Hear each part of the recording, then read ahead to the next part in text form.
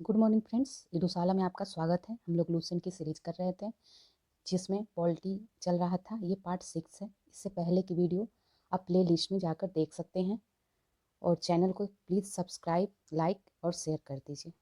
तो आज का टॉपिक देखते हैं, भारत की संचित निधि। तो चलिए शुरुआत करते हैं। भारत की संचित निधि, ये अनुच्छेद 266 में उल्लेखित किया गया है। भारत सरकार को प्राप्त सभी राजस्व, जिसमें कौन कौन से आते हैं, ना आयकर, निगम आयकर, सीमा शुल्क, उत्पादन शुल्क, ट्रेजरी बिल, जारी करके लिया गया ऋण, आंतरिक एवं बाह्य ऋण, दिए गए ऋण की अदायगी से प्राप्त राशि आदि की एक निधि है, जिसे भारत की संचित निधि कहा जाता है। संचित निधि में कोई धन राशि संसद द्वारा विनियोग विधेयक द्वारा पारित कर दिए जाने के बाद ही निकाली जाती या व्यय की जा सकती है। तो संचित निधि में ये सभी आते हैं। सभी राजस्व की एक निधि है जिसमें विनियोग विधेयक पारित करके ही धन निकाला जा सकता है या व्यय किया जाता है, अन्यथा नहीं किया जाता है। तो ये अनुच्छेद 114(3) के तहत उल्लेख है।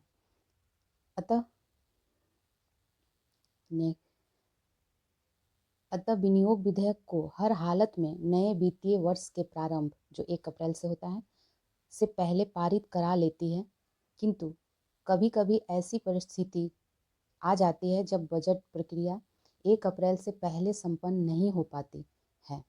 इसके लिए जब तक बजट प्रक्रिया पूरी नहीं हो जाती, उस दौरान व्यय के लिए लेखा अनुदान पारित कर धन की व्यवस्था की जाती है। यानी लेखा अनुदान सरकार के व्यय पक्ष से संबंधित होता है, जो बजट प्रक्रिया पूरी न होने के चलते व्यय की व्यवस्था करने के लिए पारित किया जाता है। तो जो लेखा अनुदान होता है वो तब पारित किया जाता है जब बजट प्रक्रिया 1 अप्रैल से पहले संपन्न नहीं होती, और इसमें क्या होता है, ये व्यय पक्ष से संबंधित होता है। ठीक है। लेखा अनुदान का प्रावधान अस्थायी और अस्थायी दोनों प्रकार की सरकारों के द्वारा किया जाता है। नोट: चुनावी वर्ष में लोकसभा के विघटन से पहले और नई सरकार के गठन होने तक वित्तीय वर्ष के एक भाग के लिए व्यय की व्यवस्था के लिए अंतरिम बजट का प्रावधान किया जाता है। तो अंतरिम बजट का प्रावधान चुनावी वर्ष के समय होता है। लेखा अनुदान और अंतरिम बजट के बीच अंतर है। ठीक है। लेखा अनुदान होता है जो व्यय से संबंधित होता है, और ये अंतरिम बजट जो होता है वो चुनावी वर्ष में व्यय से संबंधित होता है। और अंतर देख लेते हैं क्या है इन दोनों में। यह है कि लेखा अनुदान पारित करने का कारण व्यय के लिए धन की व्यवस्था करना होता है, जबकि अंतरिम बजट में व्यय एवं प्राप्तियों दोनों का विवरण होता है। ठीक है। तो लेखा अनुदान जो व्यय के लिए धन की व्यवस्था करता है, और जो अंतरिम बजट होता है इसमें व्यय और प्राप्ति दोनों का विवरण होता है। अंतरिम बजट सामान्य बजट से, और जो अंतरिम बजट होता है वो समान बजट से भिन्न होता है। किस रूप में भिन्न होता है, तो अंतरिम बजट समान बजट से इस रूप में अलग होता है कि उसे चुनावी वर्ष में नई सरकार के गठन तक की अवधि के लिए किया जाता है। आगे नई सरकार अपने हिसाब से बजट प्रस्तुत करती है। तो अंतरिम बजट चुनावी वर्ष के लिए होता है, और नई सरकार के गठन के बाद जो नई सरकार आती है वो अपने हिसाब से बजट प्रस्तुत करती है। तो इन दोनों में अंतर होता है।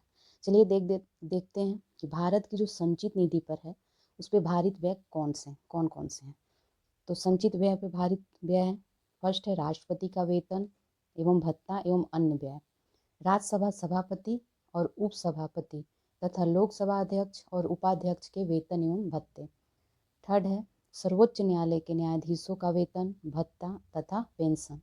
उच्च न्यायालय के न्यायाधीशों का पेंशन है केवल। ठीक है। नेक्स्ट है भारत के नियंत्रक महालेखा परीक्षक का वेतन, भत्ता तथा पेंशन सभी हैं। ऐसा ऋण भार जिनका दायित्व भारत सरकार पर है, ये भी संचित निधि पर भारित है। भारत सरकार पर किसी न्यायालय द्वारा दी गई डिक्री या पंचाट। नेक्स्ट है कोई अन्य व्यय जो संविधान द्वारा या संसद निधि द्वारा इस प्रकार भारित घोषित करें। तो ठीक है, ये सब संचित निधि पे भारित व्यय थे।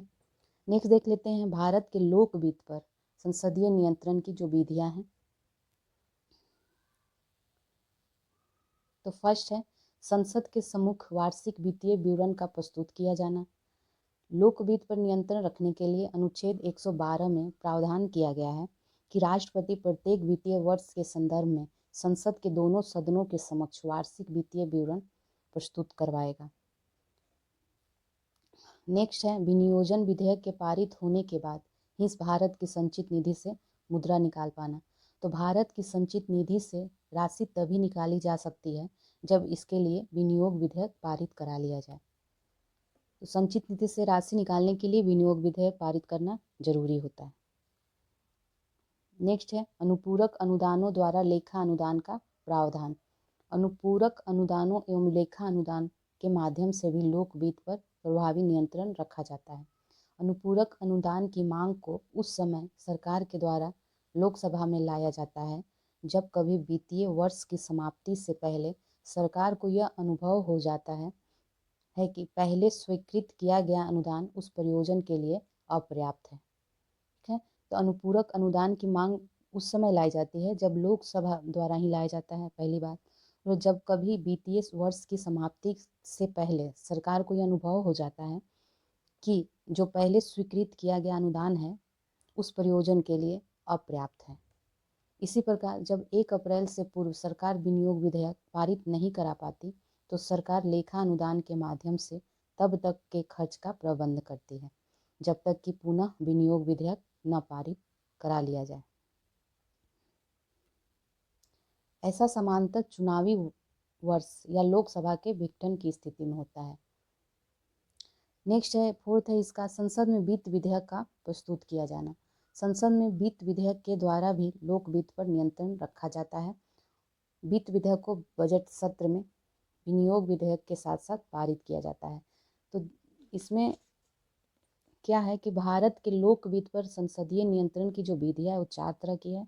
फर्स्ट है संसद के सम्मुख वार्षिक वित्तीय विवरण का प्रस्तुत किया जाना, और सेकंड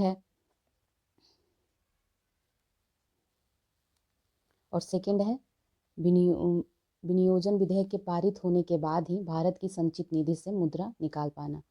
थर्ड में देखें हम लोगों ने अनुपूरक अनुदानों तथा लेखानुदान का प्रावधान है, और फोर्थ में है संसद में वित्त विधेयक का प्रस्तुत किया जाना। ये चारों भारत के लोक वित्त पर संसदीय नियंत्रण की विधियां हैं। चलिए नेक्स्ट देखते हैं भारत की आकस्मिकता निधि, जो अनुच्छेद 267 में वर्णित किया गया है। संविधान का अनुच्छेद 267 संसद और राज्य विधानमंडल को यथास्थिति भारत या राज्य की आकस्मिकता निधि सर्जित करने की शक्ति देता है। तो अनुच्छेद 267 संसद और राज्य विधानमंडल को यथास्थिति भारत या राज्य की आकस्मिकता निधि सर्जित करने की शक्ति देता है। तो भारत की आकस्मिकता निधि सृजित करने का अधिकार संसद को है और राज्य विधानमंडल को राज्यों में है। यह निधि भारत की आकस्मिकता अधिनियम 1950 द्वारा गठित की गई थी। यह निधि कार्यपालिका के व्यवनाधीन है।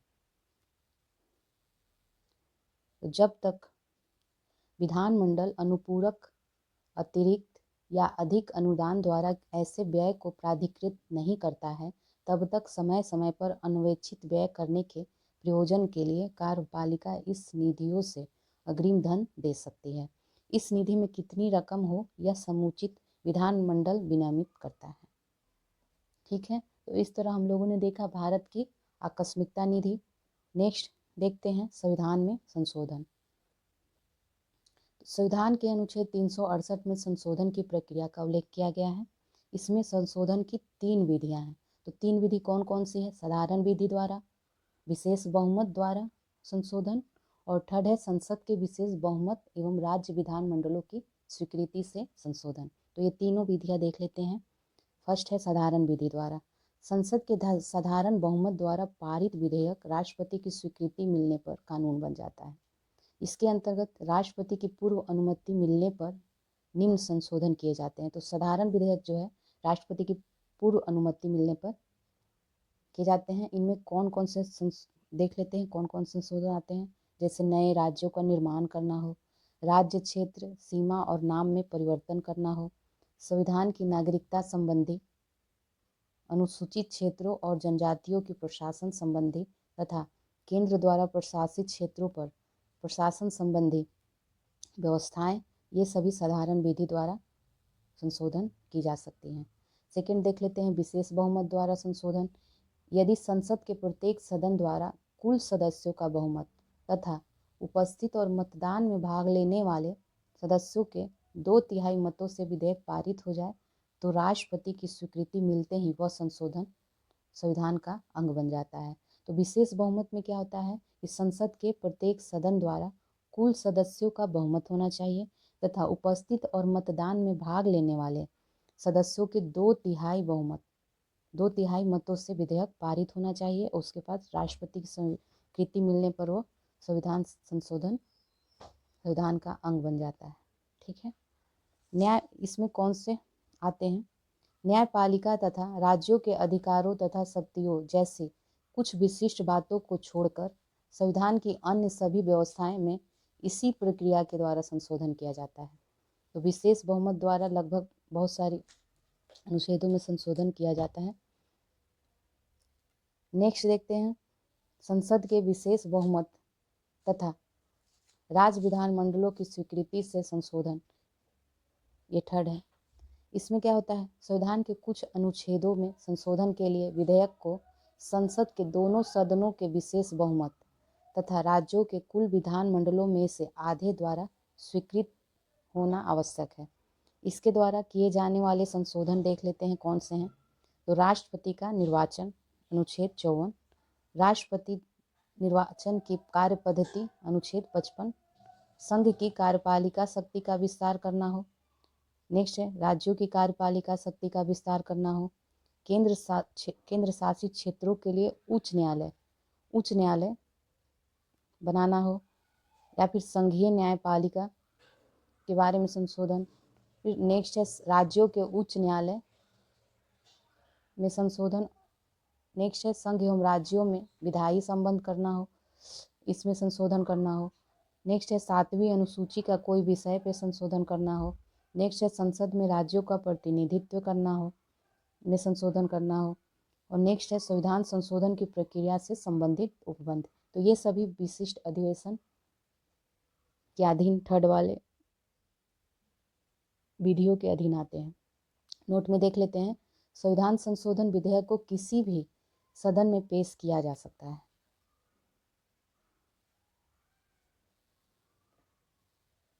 आगे अब नेक्स्ट टॉपिक है न्यायपालिका। समस्त न्यायालयों को सामूहिक रूप से न्यायपालिका कहते हैं। न्यायालयों में शक्ति विभाजन नहीं होता। यह भारतीय न्याय प्रणाली में छोटे छोटे न्यायालयों के ऊपर प्रत्येक जिले का जिला न्यायालय, उनके ऊपर राज्यों के उच्च न्यायालय और सबसे ऊपर सर्वोच्च न्यायालय है। सर्वोच्च न्यायालय के बारे में जान लेते हैं। भारत की न्यायिक व्यवस्था इकहरी और एकीकृत है, जिसके सर्वोच्च शिखर पर भारत का सर्वोच्च न्यायालय है। सर्वोच्च न्यायालय दिल्ली में स्थित है। नेक्स्ट है सर्वोच्च न्यायालय की स्थापना, गठन, अधिकारिता, शक्तियों के विनियमन से संबंधित विधि निर्माण की शक्ति भारतीय संसद को प्राप्त है। तो सर्वोच्च न्यायालय की स्थापना, गठन, अधिकारिता और शक्तियों के विनियमन से संबंधित जो विधि निर्माण है उसकी शक्ति भारतीय संसद को प्राप्त है। सर्वोच्च न्यायालय का गठन संबंधी प्रावधान अनुच्छेद 124 में दिया गया है। नेक्स्ट देखते हैं सर्वोच्च न्यायालय न्यायाधीशों की संख्या। संशोधन विधेयक 2019 के अनुसार सर्वोच्च न्यायालय में एक मुख्य न्यायाधीश तथा 33 अन्य न्यायाधीश हैं। तो ये 2019 सर्वोच्च न्यायालय संशोधन विधेयक के अनुसार है, जिसमें अभी वर्तमान में एक मुख्य न्यायाधीश और 33 अन्य न्यायाधीश हैं। नोट में देख लेते हैं सर्वोच्च न्यायालय में मुख्य न्यायाधीश सहित कुल 8 न्यायाधीशों की व्यवस्था संविधान में मूलतः की गई थी। तो मूल संविधान में एक मुख्य न्यायाधीश थे और 8 न्यायाधीशों की व्यवस्था थी। बाद में काम के बढ़ते दबाव को देखते हुए 1956 में सर्वोच्च न्यायालय अधिनियम में संशोधन कर न्यायाधीशों की संख्या बढ़ाकर 11 कर दी गई थी। उसके बाद 1960 में यह संख्या पुनः बढ़ाई गई थी, जो 14 हुई थी, और 1978 में 18, 1986 में 26 और 2019 में 31, 2009 में 31 की गई और अब 33। तो इस तरह सदस्य की संख्या। अब नेक्स्ट देखते हैं सर्वोच्च न्यायालय के न्यायाधीशों की नियुक्ति कैसे होती है। तो सर्वोच्च न्यायालय के समस्त न्यायाधीशों की नियुक्ति राष्ट्रपति के द्वारा होता है। मुख्य न्यायाधीश की नियुक्ति करते समय वह इसी न्यायालय के अन्य न्यायाधीशों से परामर्श कर सकता है, परंतु अन्य न्यायाधीशों की नियुक्ति राष्ट्रपति सदैव मुख्य न्यायाधीश के परामर्श से करता है। तो अन्य न्यायाधीशों की नियुक्ति के लिए राष्ट्रपति सदैव मुख्य न्यायाधीश के परामर्श से ही करेगा। वह चाहे तो सर्वोच्च न्यायालय एवं राज्य के उच्च न्यायालय के अन्य न्यायाधीश से भी परामर्श कर सकता है, अनुच्छेद 124(2) के अनुसार। नेक्स्ट है सर्वोच्च न्यायालय के न्यायाधीश बनने के लिए न्यूनतम आयु सीमा निर्धारित नहीं की गई है। तो एक बार नियुक्ति होने के बाद इनके अवकाश ग्रहण की आयु सीमा 65 वर्ष है। तो न्यूनतम आयु का निर्धारण नहीं किया गया है, लेकिन अवकाश ग्रहण करने की जो आयु सीमा है वो 65 वर्ष है। सर्वोच्च न्यायालय के न्यायाधीशों को पद एवं गोपनीयता की शपथ राष्ट्रपति दिलाता है। अब देखते हैं सर्वोच्च न्यायालय के न्यायाधीश के लिए जो योग्यताएं हैं। योग्यताएं में फर्स्ट है वह भारत का नागरिक होगा।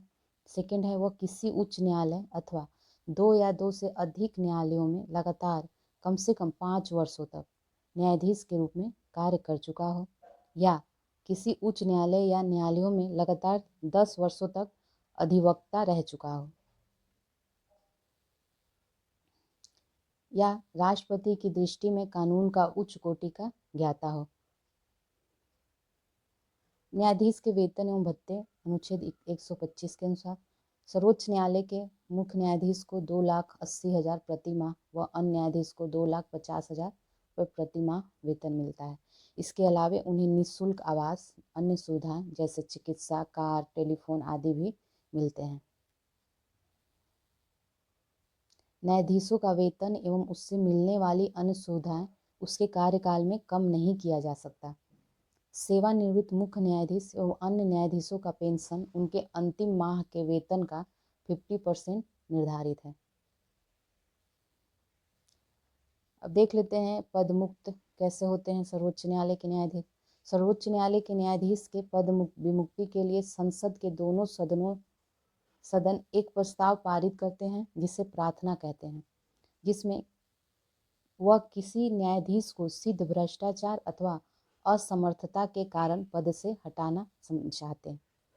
यह प्रस्ताव दोनों सदनों में कुल सदस्य संख्या के स्पष्ट बहुमत से पारित होना चाहिए, तथा साथ ही यह भी आवश्यक है कि प्रस्ताव पर मतदान के समय जितने सदन में उपस्थित हैं तथा मतदान में भाग लेते हैं उनका 2/3 बहुमत उस प्रस्ताव का समर्थन करे।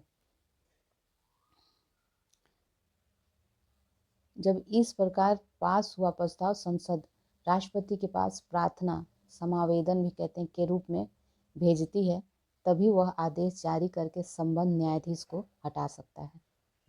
तो इस तरह न्यायाधीशों की पद मुक्ति होती है। नोट में देख लेते हैं पद विमुक्ति प्रस्ताव 100 सदस्यों लोकसभा के मामले में या 50 सदस्य राज्यसभा के मामले में के द्वारा हस्ताक्षर करने के बाद अध्यक्ष या सभापति को दिया जाना चाहिए।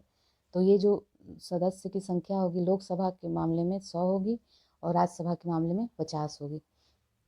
नेक्स्ट है सबसे अधिक समय तक मुख्य न्यायाधीश के पद पर रहने वाले न्यायाधीश यशवंत विष्णु चंद्रचूड़ हैं, जिनका कार्यकाल था 22 फरवरी 1978 से 11 जुलाई 1985 तक, जो 2696 दिन थे। सबसे कम समय तक मुख्य न्यायाधीश के पद पर रहने वाले न्यायाधीश कमल नारायण सिंह थे, इनका कार्यकाल मात्र 17 दिन था। नोट देख लेते हैं जब भारतीय न्यायिक पद्धति में लोकहित मुकदमा PIL लाया गया तब भारत के मुख्य न्यायाधीश PN भगवती थे। तो PIL जब पहली बार लाया गया तो उस समय के जो मुख्य न्यायाधीश थे वो PN भगवती थे। नेक्स्ट है सर्वोच्च न्यायालय के न्यायाधीश अवकाश प्राप्त करने के बाद भारत के में किसी भी न्यायालय या किसी भी अधिकारी के सामने वकालत नहीं कर सकते। मुख्य न्यायाधीश राष्ट्रपति की पूर्व स्वीकृति लेकर दिल्ली के अतिरिक्त अन्य किसी स्थान पर सर्वोच्च न्यायालय की बैठकें बुला सकता है। अब तक हैदराबाद और श्रीनगर में इस प्रकार की बैठकें आयोजित की जा चुकी हैं। अब देख लेते हैं सर्वोच्च न्यायालय का क्षेत्राधिकार। इसमें फर्स्ट है प्रारंभिक क्षेत्राधिकार। यह निम्न मामलों में प्राप्त है: भारत संघ तथा एक या एक से अधिक राज्यों के मध्य उत्पन्न विवादों में। तो प्रारंभिक क्षेत्राधिकार में फर्स्ट क्या है कि भारत संघ तथा एक या एक से अधिक राज्यों के मध्य उत्पन्न विवादों में। नेक्स्ट है भारत संघ तथा कोई एक राज्य या अनेक राज्यों और एक या एक से अधिक राज्यों के बीच विवादों में। नेक्स्ट है दो या दो से अधिक राज्यों के बीच ऐसे विवाद जिसमें उनके वैधानिक अधिकारों का प्रश्न निहित हो। तो ये सब प्रारंभिक क्षेत्राधिकार में आता है।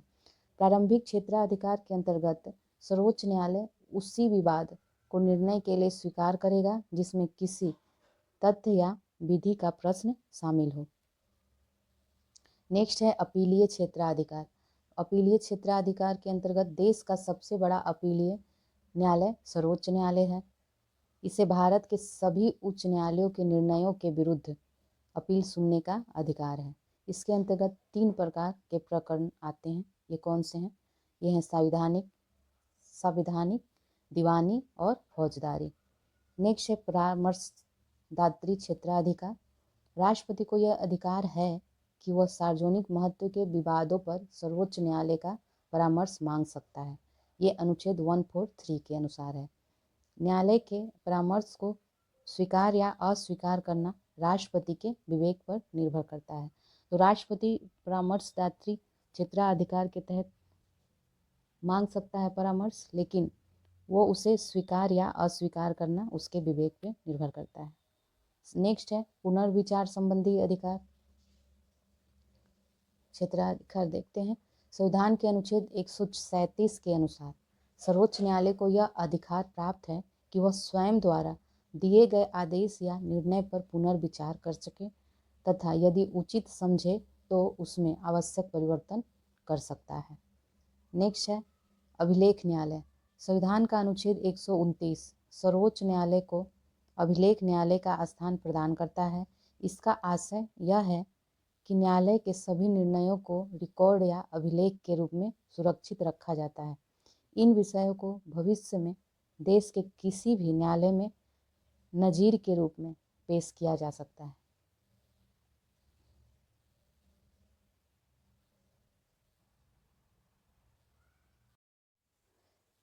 नेक्स्ट है मौलिक अधिकारों का रक्षक। भारत का सर्वोच्च न्यायालय नागरिकों के मौलिक अधिकारों का रक्षक है। अनुच्छेद 32 सर्वोच्च न्यायालय को विशेष रूप से उत्तरदायी ठहराता है कि वह मौलिक अधिकारों को लागू करने के लिए आवश्यक कार्रवाई करे। न्यायालय मौलिक अधिकारों की रक्षा के लिए बंदी प्रत्यक्षीकरण, परमादेश, प्रतिषेध, अधिकार परीक्षा लेख और उत्प्रेषण लेख जारी कर सकता है। नोट है सर्वोच्च न्यायालय में संविधान के निर्वचन से संबंधित मामलों की सुनवाई के लिए न्यायाधीशों की संख्या कम से कम 5 होनी चाहिए, अनुच्छेद 145 के तहत। नेक्स्ट देखते हैं उच्च न्यायालय। संविधान के अनुसार प्रत्येक राज्य के लिए एक उच्च न्यायालय होगा जो अनुच्छेद 214 के तहत है, लेकिन संसद विधि द्वारा 2 या 2 से अधिक राज्यों और किसी संघ राज्य क्षेत्र के लिए एक ही उच्च न्यायालय स्थापित कर सकती है, अनुच्छेद 231। वर्तमान में भारत में 25 उच्च न्यायालय हैं, जिनमें से 3 उच्च न्यायालयों का अधिकार क्षेत्र एक राज्य से अधिक है। केंद्र शासित प्रदेश दिल्ली, जम्मू कश्मीर में उच्च न्यायालय है। प्रत्येक उच्च न्यायालय का गठन एक मुख्य न्यायाधीश तथा अन्य न्यायाधीशों से मिलकर किया जाता है। इनकी नियुक्ति राष्ट्रपति के द्वारा होती है, अनुच्छेद 217। भिन्न भिन्न उच्च न्यायालयों में न्यायाधीशों की संख्या अलग अलग होती है। आइए देखते हैं उच्च न्यायालय के न्यायाधीशों के लिए योग्यताएं। तो सर्वप्रथम फर्स्ट है वह भारत का नागरिक हो। सेकेंड, कम से कम 10 वर्ष तक न्यायिक पद धारण कर चुका हो अथवा किसी उच्च न्यायालय में या एक से अधिक उच्च न्यायालयों में लगातार 10 वर्ष तक अधिवक्ता रहा हो। तो ये हो। नेक्स्ट देख लेते हैं उच्च न्यायालय के न्यायाधीश को उस राज्य जिसमें उच्च न्यायालय स्थित है का राज्यपाल उसके पद की शपथ दिलाता है। नेक्स्ट है, उच्च न्यायालय के न्यायाधीशों का अवकाश ग्रहण करने की अधिकतम उम्र सीमा 62 वर्ष होती है। हालांकि 65 वर्ष प्रस्तावित है, लेकिन अभी 62 वर्ष होती है। उच्च न्यायालय के न्यायाधीश अपने पद से राष्ट्रपति को संबोधित कर कभी भी त्यागपत्र दे सकते हैं। तो उच्च न्यायालय के जो न्यायाधीश होते हैं वो राष्ट्रपति को त्यागपत्र देते हैं। और भी है, उच्च न्यायालय के बारे में देख लेते हैं। उच्च न्यायालय के न्यायाधीश को उसी प्रकार अपदस्थ किया जा सकता है जिस प्रकार उच्चतम न्यायालय का न्यायाधीश पद मुक्त किया जाता है। जिस व्यक्ति ने उच्च न्यायालय में स्थायी न्यायाधीश के रूप में कार्य किया है वह उस न्यायालय में वकालत नहीं कर सकता, किंतु वह किसी दूसरे उच्च न्यायालय में अथवा उच्चतम न्यायालय में वकालत कर सकता है। नेक्स्ट है, राष्ट्रपति आवश्यकता अनुसार किसी भी उच्च न्यायालय में न्यायाधीशों की संख्या में वृद्धि कर सकता है अथवा अतिरिक्त न्यायाधीशों की नियुक्ति कर सकता है। राष्ट्रपति उच्च न्यायालय के किसी अवकाश प्राप्त न्यायाधीश को उच्च न्यायालय के न्यायाधीश के रूप में कार्य करने का अनुरोध कर सकता है। नेक्स्ट देख लेते हैं, उच्च न्यायालय एक अभिलेख न्यायालय होता है।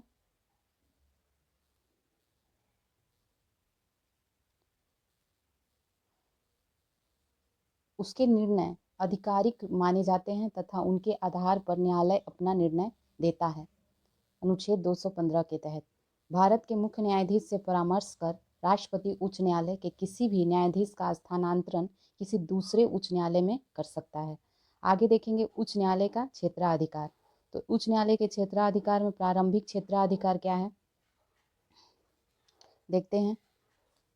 इसके अंतर्गत प्रत्येक उच्च न्यायालय को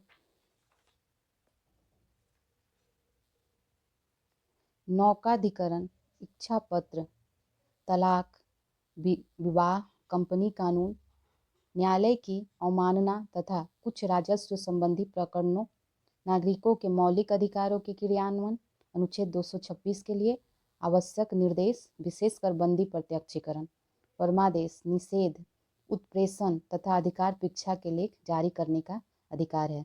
तो ये सब प्रारंभिक क्षेत्राधिकार के अंतर्गत आते हैं।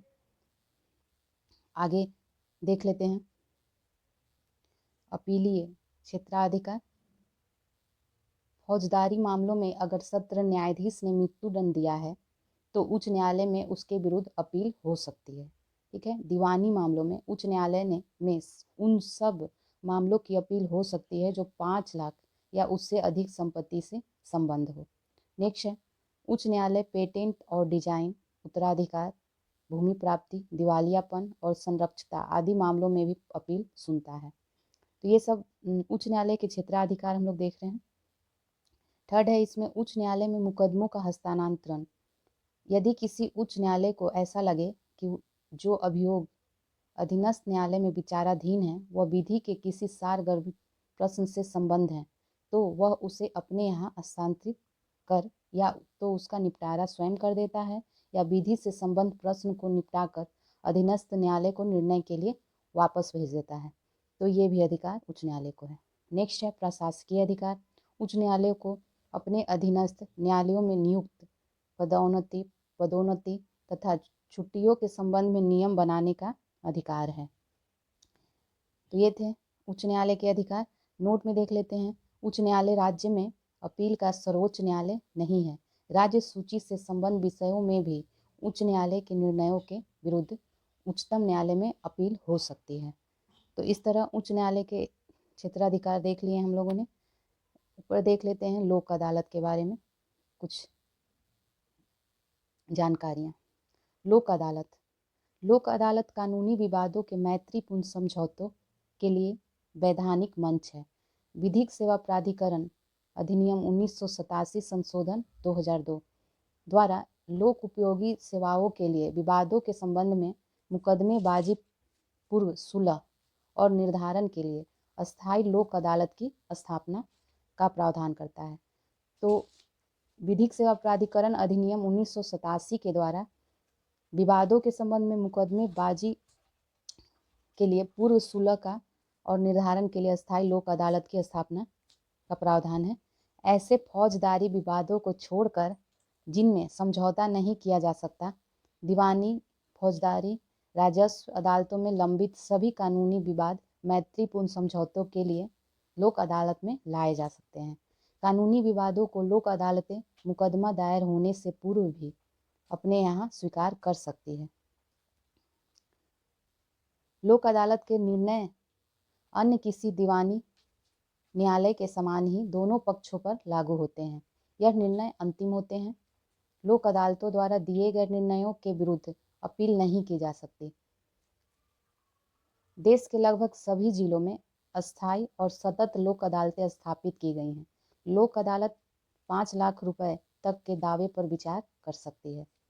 नोट: दिल्ली में पहली लोक अदालत अक्टूबर 1985 को बैठी थी तथा इसने एक दिन में दुर्घटना के शिकार लोगों के मुआवजे संबंधी 150 मामले निपटाए थे। तो ये था लोक अदालत के बारे में। चलिए देखते हैं अब उपभोक्ता संरक्षण। भारत सरकार ने उपभोक्ताओं के हितों के संरक्षण के लिए उपभोक्ता संरक्षण अधिनियम 1986 पारित किया। उपभोक्ता समस्याओं के निपटारे के लिए जिला स्तर पर जिला फोरम, राज्य स्तर पर राज्य उपभोक्ता विवाद निवारण आयोग तथा राष्ट्रीय स्तर पर राष्ट्रीय उपभोक्ता विवाद निवारण आयोग का गठन किया गया है। नेक्स्ट है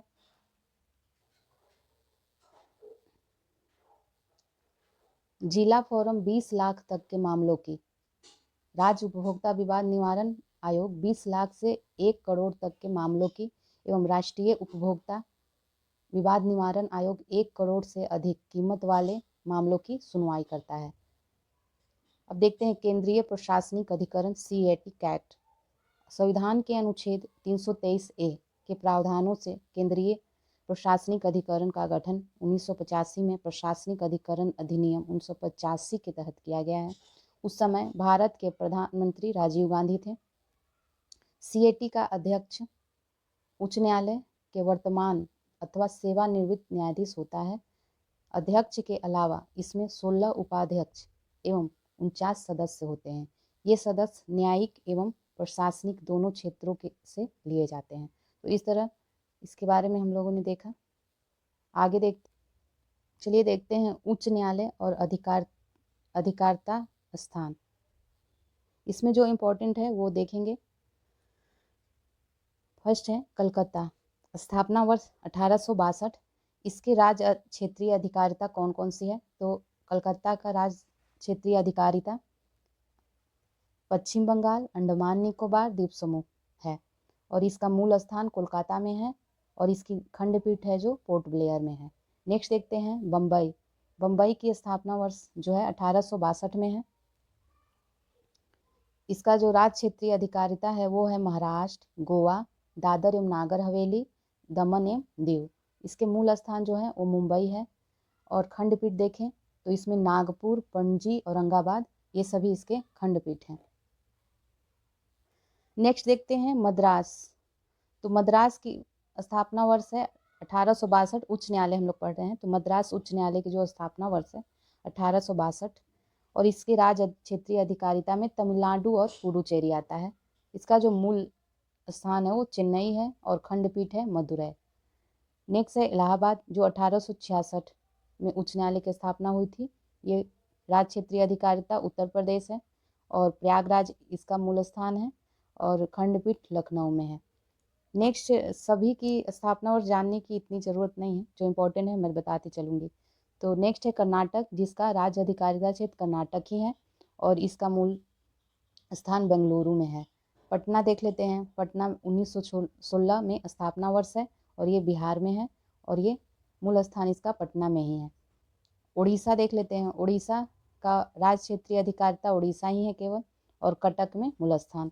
गुवाहाटी का देख लेते हैं। इसमें राज्य क्षेत्रीय अधिकारिता है असम, नागालैंड, मिजोरम और अरुणाचल प्रदेश और इसका जो मेन है स्थान वो गुवाहाटी में है और इसका खंडपीठ कहाँ कहाँ है? तो कोहिमा, आइजोल, ईटानगर ये हैं। राजस्थान का है केवल राजस्थान में और इसका मूल स्थान है जोधपुर। खंडपीठ है इसका जयपुर। ठीक है। मध्य प्रदेश देख लेते हैं। तो मध्य प्रदेश में मध्य प्रदेश ही केवल खंड उसका है और इसका जो मूल स्थान है वो है जबलपुर और खंडपीठ ग्वालियर और इंदौर में है। केरल के अंतर्गत केरल और लक्षद्वीप दोनों आते हैं। इसका मूल स्थान एर्नाकुलम में है। नेक्स्ट है जम्मू कश्मीर, तो जम्मू कश्मीर में दोनों आते हैं, जम्मू कश्मीर और लद्दाख, और इसका मूल स्थान है श्रीनगर में और खंडपीठ है इसका जम्मू में। नेक्स्ट है गुजरात, देख लेते हैं। गुजरात केवल गुजरात ही इसमें आता है अधिकारिता क्षेत्र में, और इसका जो मेन है वो अहमदाबाद में है। दिल्ली का देख लेते हैं। दिल्ली के लिए केवल दिल्ली ही है और इसमें मेन स्थान जो है वो दिल्ली। पंजाब एवं हरियाणा का देख लेते हैं, तो इसका अधिकारिता पंजाब, हरियाणा और चंडीगढ़ तीनों जगह है, और इसका मेन जो स्थान है वो चंडीगढ़ है। हिमाचल प्रदेश का हिमाचल प्रदेश है और इसका शिमला है मेन स्थान। सिक्किम देख लेते हैं। सिक्किम का सिक्किम अधिकार का क्षेत्र है, गंगटोक इसका मूल स्थान है। छत्तीसगढ़ का छत्तीसगढ़ ही होगा और बिलासपुर इसका मूल स्थान है। उत्तराखंड का देख लेते हैं, उत्तराखंड ही होगा और नैनीताल इसका मुख्य स्थान है। झारखंड ही होगा इसका अधिकारिता क्षेत्र और मूल स्थान रांची है। मेघालय ही अधिकारिता क्षेत्र है और ये इसका है मूल स्थान शिलोंग में। नेक्स्ट देख लेते हैं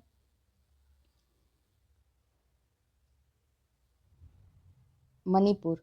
25 मार्च 2013 में स्थापना हुआ है। ये देख लीजिए मेघालय से, मेघालय मणिपुर ये दोनों 25 मार्च 2013 को स्थापित हुए हैं यहाँ हाई कोर्ट। और इसका जो अधिकारिता क्षेत्र है मेघालय का तो मेघालय ही है, मणिपुर का मणिपुर। और मेघालय का जो मूल स्थान है वो शिलोंग में है और मणिपुर का जो मेन स्थान है वो इम्फाल में है। नेक्स्ट है त्रिपुरा। त्रिपुरा में 26 मार्च 2013 को स्थापित हुआ और यहाँ त्रिपुरा अधिकारिता क्षेत्र है और इसका अगरतला मूल स्थान है। तेलंगाना 1 जनवरी 2019 को इसका स्थापना वर्ष है और इसका अधिकारिता क्षेत्र तेलंगाना है और हैदराबाद में इसका मेन स्थान है। और अभी लेटेस्ट है आंध्र प्रदेश, 1 जनवरी 2019 को इसका है अधिकारिता क्षेत्र आंध्र प्रदेश ही है और इसका मूल स्थान अमरावती में है। तो इस तरह हम लोगों ने देखा उच्च न्यायालय और अधिकारिता क्षेत्र तथा उसके खंडपीठ। इसके देख लेते हैं हैदराबाद में जो स्टार लगा है, जब आंध्र प्रदेश एवं तेलंगाना एक ही राज्य थे तब इनका उच्च न्यायालय हैदराबाद था, जिसकी स्थापना 1954 में हुई थी। नोट में देख लेते हैं केरल उच्च न्यायालय ने 1997 ईस्वी में सबसे पहले बंद को असंवैधानिक घोषित किया था। तो इस तरह ये पूरा हो गया। तो चलिए अगले वीडियो में फिर मिलेंगे नए टॉपिक से। तो please subscribe, share and like.